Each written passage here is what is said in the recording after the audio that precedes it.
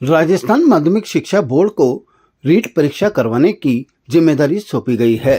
साथ ही आगामी मार्च महीने से कक्षा 10वीं और 12वीं की राजस्थान माध्यमिक शिक्षा बोर्ड की ओर से परीक्षाएं आयोजित करवाई जाएगी। इनकी समीक्षा करने के लिए शिक्षा मंत्री राजस्थान माध्यमिक शिक्षा बोर्ड पहुंचे, जहां पर उन्होंने सभागार में अधिकारियों की बैठक लेकर उन्हें परीक्षाएं निष्पक्ष और पारदर्शिता से करवाने के निर्देश दिए। इस मौके पर शिक्षा मंत्री मदन दिलावर ने मीडिया से बात करते हुए कहा कि बैठक में रीट परीक्षा और राजस्थान माध्यमिक शिक्षा बोर्ड की कक्षा 10वीं और 12वीं की करवाई जाने वाली परीक्षाओं को लेकर समीक्षा की गई है। उन्होंने कहा कि इस बार रीट परीक्षा में संशोधन किया गया है। पहली बार आवेदन की पात्रता के लिए संशोधन किया गया है।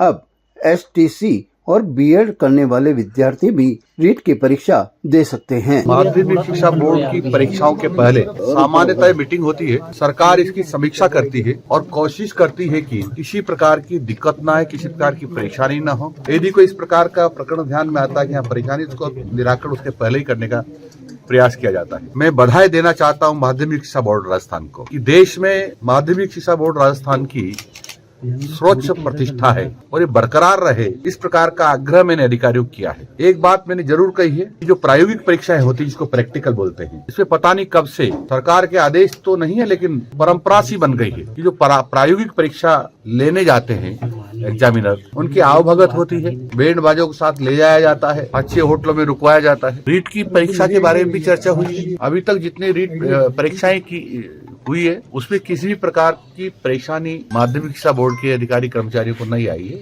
और उन्होंने सफलता पूर्वक इस काम को किया है। पहली बार ऐसा हो रहा है राजस्थान में कि हमने रीट की परीक्षाओं में पात्रता जो रखी है फॉर्म भरने की या भाग लेने की, उसमें थोड़ा सा संशोधन किया है। वो संशोधन ये है, STC बीएड जैसी परीक्षाएं हो रही हैं तो पहले था कि वो परीक्षा पास करने के बाद ही ये परीक्षा टीचर परीक्षा रीट में भाग ले सकता है। अब ऐसा नहीं है।